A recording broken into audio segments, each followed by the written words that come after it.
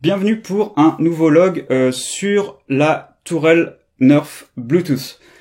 Donc la dernière fois on a parlé d'applications et plus précisément de l'application Android, et cette fois-ci on va faire la même chose, à part qu'on va se concentrer sur l'application qui va tourner sur PC.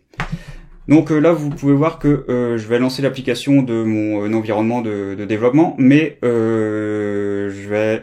inquiétez pas, je vais compiler un programme .exe qui pourra tourner sur Windows, et si jamais vous êtes sur Mac, vous pourrez toujours utiliser les fichiers Python.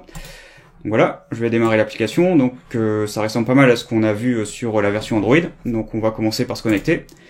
En cliquant sur le bouton, on va vous demander de rentrer un port COM.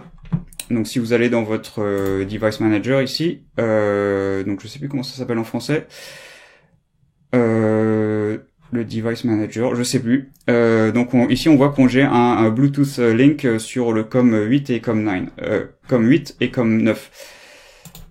Je fais un peu mon Jean-Claude Van Damme aujourd'hui, je trouve. Donc là je vais rentrer COM 8. Voilà, je clique Connect. Voilà, ça va peut-être prendre une seconde. Voilà. Donc là, on est connecté, le bouton est passé en vert. Donc là, donc comme pour l'application Android, on va pouvoir diriger notre tourelle en se baladant sur le pad.